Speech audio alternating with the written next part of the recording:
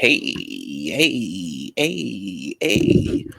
What's up? This is your boy Q, the content guy, and I am back for a brand new review of Real Housewives of Potomac, Season 7, Episode 13. Don't forget to like, comment, and subscribe. Check out my video I did earlier today, doing weekend sessions with me and Adrian. Thank you for everybody that showed up, questioning what the hell Billboard was thinking about. Um, let's go get this thing started, babe. Let's get this thing started. Girls, let's get into it. All right. So the show opens up with Karen. She's talking to Ray about going to medical. Um wait, before I even get into that, let me get into some other stuff real quick. And I know I had the picture because I saved it. Oh, let me bring this picture up over here. Put it up over here and add it over here and do like this and then add it here and then bam, you ain't got no job, you ain't got no job, we ain't gonna miss ya, we ain't gonna miss ya, you ain't got no job, you ain't got no job. Lisa, big lips, Renna don't have no job no more. Lisa has been fired from the Real House of Beverly Hills, and we all rejoice. We're all so happy. Um, she will not be missed on my end. She was very toxic. She was very nasty. I don't feel bad for her. Harry can go and live his life. He can download Grinder, and he can go do all of the things that he can finally do in peace without being bothered. They can give that house back that they were renting. I don't know what they're gonna do for money because they ain't had no money to start with. And yeah, so we will not be missing you. Yes, Lisa Rinna has been fired, and let's see how Erica stands on her own because there'll be nobody escorting you out the building. All right, let's get into Real Housewives of Potomac. Bye, Lisa. So, the show opens up with Karen. She's talking to Ray about going to Mexico with Ashley, to celebrate Ashley's birthday. The only problem is nobody's getting along. Ashley and Candace got an issue. Mia and Karen got an issue. Mia and Wendy got an issue. Mia and Jacqueline got an issue. Nobody's talking to Wendy. Then you have Sharice. So I wonder how this could go down. Gizelle calls her man, Roberto, to let Roberto know what's going on with her biopsy and all of this stuff that's going on with her health wise. She has to get her uterus pretty much removed to get to the thyroid. She's terrified. I wish her the best on that. I joke about Gizelle a lot, and I'm going to continue to joke about her a lot, but I do wish her a speedy recovery with that. The doctor says she really shouldn't be traveling, but she's like, there's be no travel police, so I'm going to travel. I'm going to do what I'm going to do. And then they talk about Karen's show because, they love to talk about Karen, child. If they ain't talking about nobody else, you better believe they're going to talk about Karen and how the show was confusing and blah, blah, blah. And they don't understand why she didn't invite Sharice. The same reason why y'all didn't invite Wendy anywhere. So, yeah. Sharice and Karen don't get along, dummy. That's why she didn't invite her. They don't get along. So I mean, I ain't inviting you if I don't fuck with you. So if it wasn't for the show, they wouldn't even be in the same room. Duh. Gizelle was like, I demand to know what's going on because we used to be friends. We used to have a good time, but I demand that to know what's going on. And Robyn's like, well, they're just gonna, Karen's just gonna, circle around and she's not gonna bring it up, blah, blah, blah. I'm like, girl, shut up. Shut up. Ugh, shut up. Child. Roberto and her man and her are sitting down there with the boys talking about how these two men can finally get married. They've been engaged for 2 years. Now they're gonna wear suits, Roberto wants to plan the wedding since the prenup is out the way, but she also wants to keep it small and intimate. Like I said before in my previous videos, it's gonna be so small that the pastor won't even be there or anybody else. So, yeah, honey, the one son, he said, I thought there was gonna be no wedding. Well, there's not, so we know there is no wedding. Um, they say something child, and they talking about, oh, where should the wedding be at? And that one son was like Jamaica, and Robyn was like, I'm thinking about somewhere like the Chesapeake Bay. Girl, you cheap bastard. The Chesapeake Bay, sir. Typical nigga. Child, then they invite some queen over. They start to get fitted for suits, and I know they're gonna have to. Robyn will get fitted last, 'cause, them wide shoulders. You have to make sure you get the suit measurements correct. Those big burly wide shoulders that Roberto has. Those big burly, shoulders and things like that. So yeah, good luck on the wedding. That'll never happen. Mia and Mr. Brown.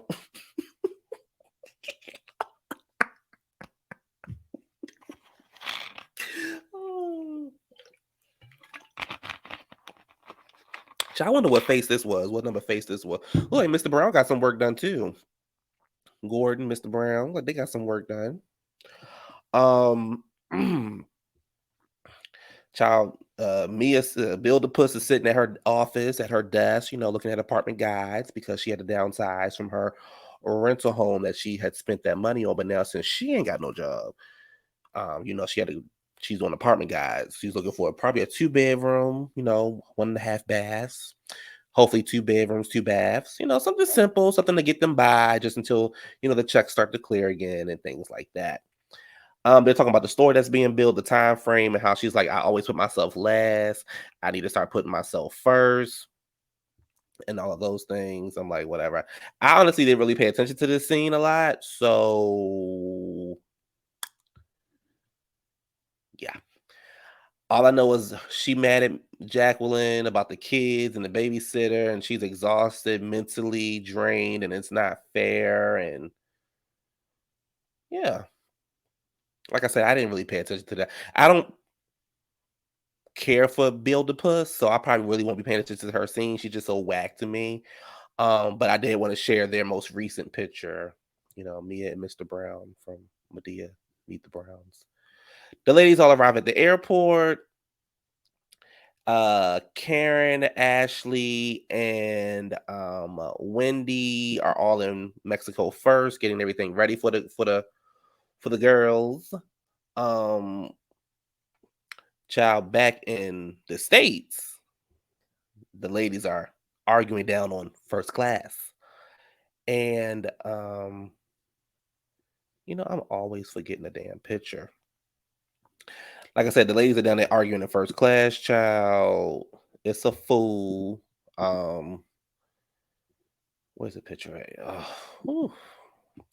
So, uh, Roberto was trying to be nosy to figure out what happened so they can tell us what happened because there was no camera on the plane.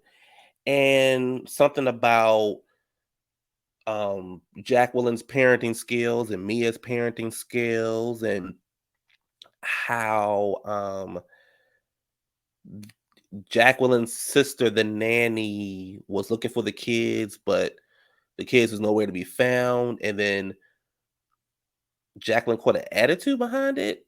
I don't I don't know. I'm confused. Um, Bill the Puss said at Karen's show, Gordon said the nanny was looking for Jacqueline kids, and she was like, "Well, Jacqueline's sitting right next to me," and I guess Jacqueline felt like Bill the Puss didn't communicate enough, effectively enough, and it was wrong. And then Jacqueline was like, "It takes a village to raise a family," and Mia felt, and she said it's something that you wouldn't know. So then Bill the Puss felt some kind of way because she was like, a village didn't raise me. I don't know. I'm lost, confused. Part of me doesn't really care. Mia then says that's why she don't have any friends because of what comes out of her mouth.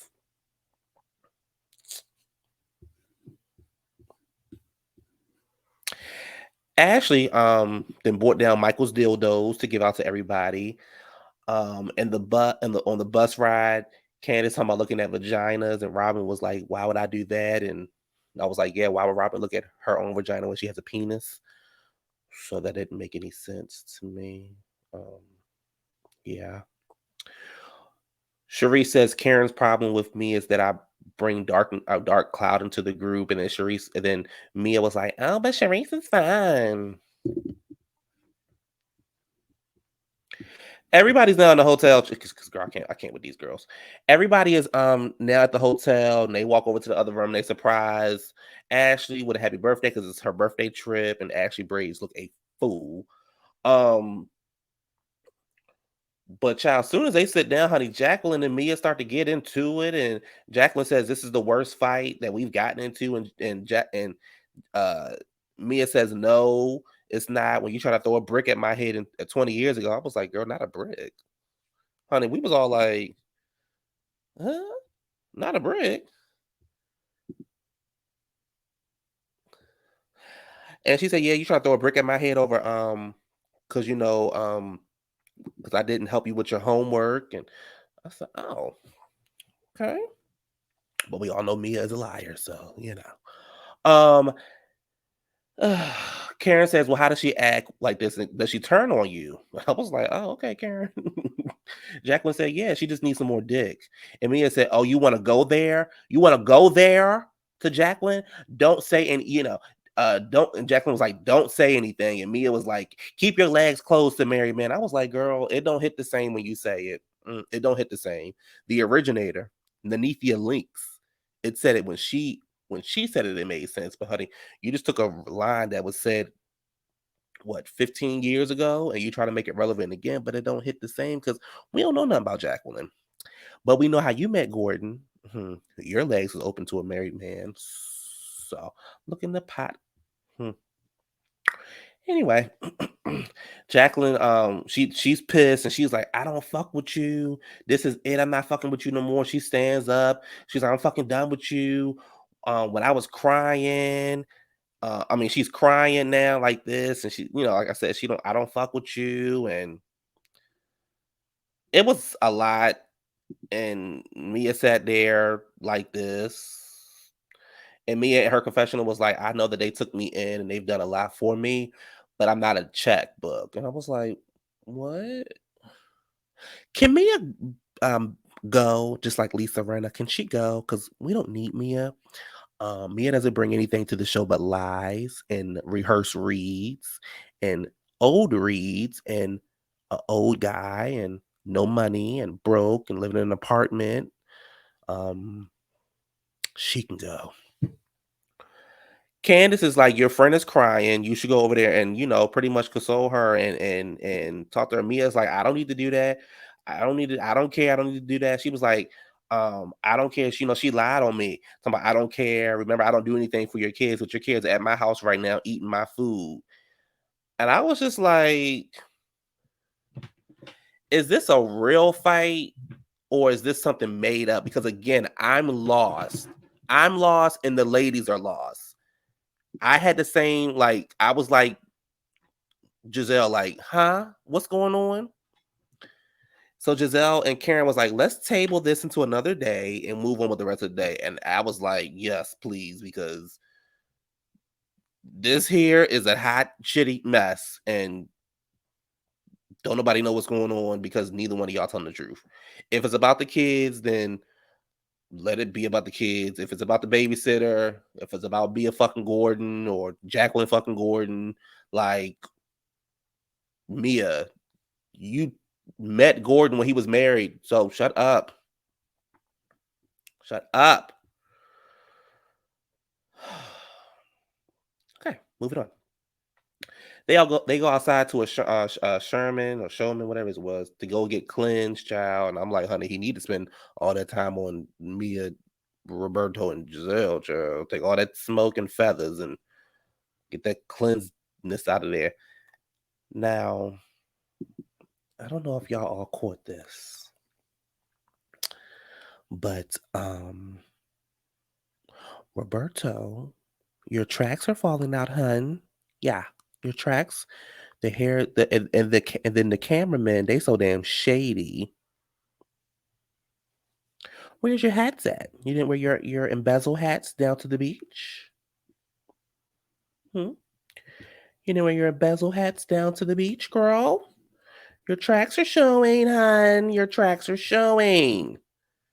Ooh. Ugh.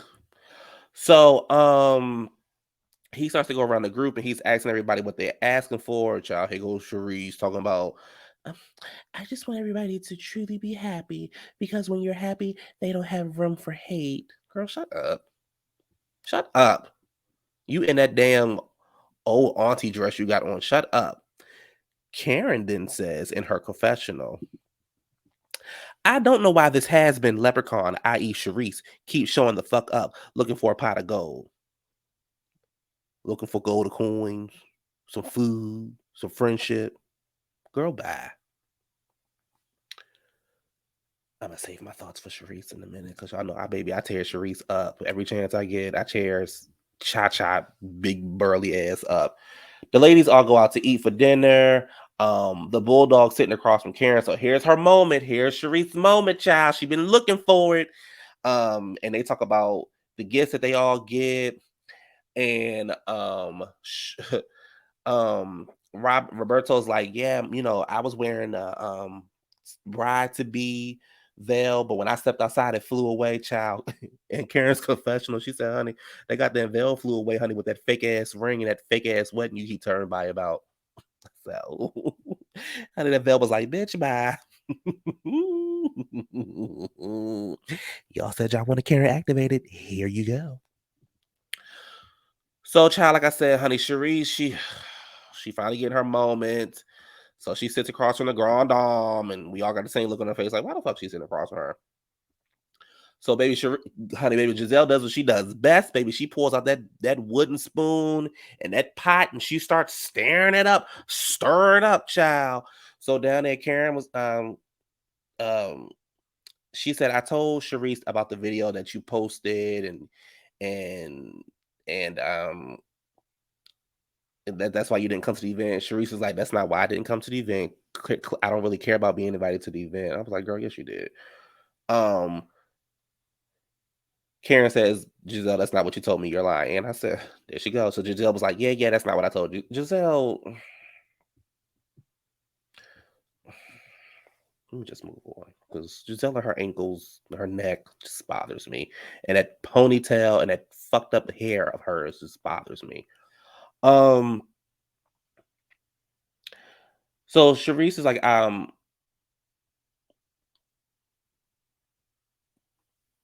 I posted it thinking that knowing that you would have a problem with it. And Karen was pretty much like, you know, you should have sent that to me, and that could have pretty much broke the ice, and we could have got a laugh out of it. Um, but you want to know why I'm not your friend no more? And Sharice was like, and then then Karen tells Sharice, honey, you the one begging for my friendship with your to be friends with your ass. Sharice is like, let's be very clear. Karen said, I'm always clear with you. Cherie says, I'd rather you be a woman and just tell me you don't want to be my friend instead of going around and telling other people about that. And Karen says, no one has talked about your ass in years. Years, Sharice, we ain't thought about you and your shoulders and your bad fashions. We haven't thought about you. We don't care that you're back on the show. We don't need you on the show. Goodbye. Please leave. Exit stage left. Goodbye. Thank you for coming. We don't need you anymore. Then things got a little confusing, but I try to keep up. So they start to and Karen says, "Don't question my womanhood." And Cherie says, "I was going through a divorce. Did you call me? I lost my dad. Did you call me?" And Karen says, "I sent you a text message, sending you my condolences." And Cherie is like, "Oh wow." Karen was like, "I lost my father and my mother." Um, um, my mother as well too. And Cherie said, yeah, and I drove up to see you. Hickel Gizelle. She did drive up to see you, honey. Karen shut that down. She said, honey, she said, you calm down over there. Baby, let me tell y'all something. The way that Karen dismisses Sharice, dismisses Sharice, Gizelle, and Robyn. I will just, babe, look, oh, I'd be like, okay. Um.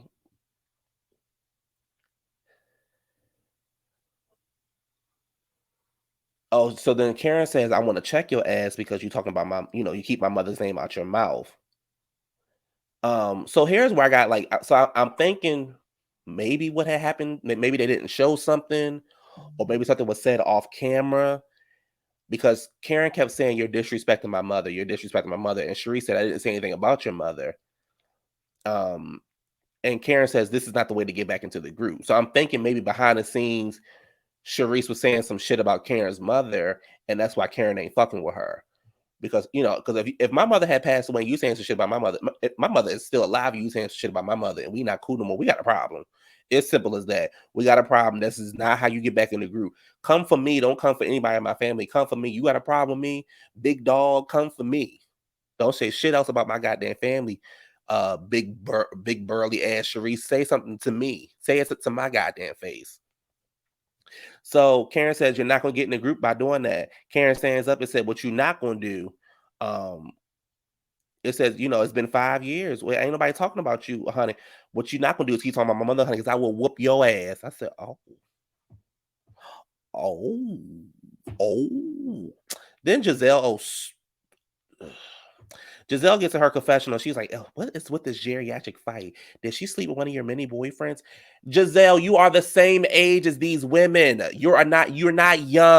You're not young. You're not tender. You're not skinny. Your ankles have water in them. Your neck is wrinkly. Your wigs are bad. Stop thinking that you're younger than these girls and calling somebody geriatric. Girl, your wigs don't even sit on your head correctly. Girl, stop it. Stop. I want you to, moving forward, stop. Stop. Simple as that. Just cut it out. You are the same age as these when you're in the same age group. And you love to call somebody, say that somebody is old. No, you old. Your house is old. Your vagina is old. You're old. Your face is getting old. Your ankles are old. You don't even have skinny leg. Your ankles are big and watery. Stop it. I want you to stop. If you stop doing that, the internet will stop tearing you up, girl. The internet tears you up every time you call somebody old. They tear you apart. Stop. And Sharice, this is not how you get back on the show. We don't need you back on the show. Nobody was like, "Ooh, child, you know who I want back on the show? Child, who you want back on the show? Child, I want Sharice back on the show." "Ooh, bitch, me too." Nobody's saying that. We're saying we want Katie back on the show. We wouldn't mind Monique coming back to the show. We wouldn't mind a brand new housewife coming to the show. Nobody's asking for Cherise and her bad fashions and her old concierge dresses and her old townhouse downtown Baltimore when her husband left her and didn't leave her any money. Nobody is asking for you to come back to the show. Thank you and goodbye. We don't need you. And on your way out, take Roberto and Mia with you. I know you and Mia are neighbors now. You live in the same complex building, the same apartment complex. We know there's no money. We get it.